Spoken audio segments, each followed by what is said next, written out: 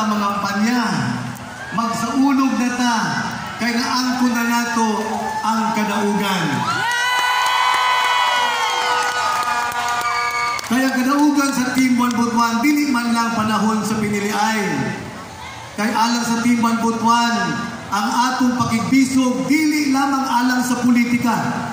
Ang pag-adlaw-adlaw natong paningkamot para sa pagpalagsik sa atong dakbayan, mauna ang atong pakigbisog. Nagsugod ang atong kadaugan ni atong 2016 na sa unang higayon sa kasaysayan sa atong dakbayan, 13-0 dayon ang Team One Butuan. Pagka 2019, sa nato, wag nagipaglaong nga makabuot pa, nagkabuot na nato para sa atong dakbayan. Di ba tinuod? Tinuod! Pero kulang paningtanan.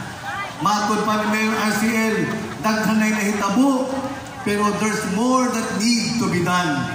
Daghan ang nahitabo, pero daghan pa kayang daayong angayan buhaton. Apan mapasalamaton ta, kay na-lay down na ang gitawag nato nga foundational requirements.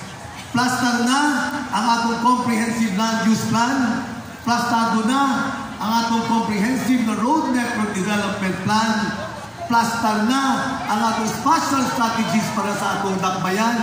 Gipangandaman na nato ang enerhiya na kinahanglanon pag-abot sa panahon, mao na nga plaster na pud ang atong comprehensive na energy development plan. Gilatag na nato ang kinatibuk-an na development plan para sa atong dakbayan.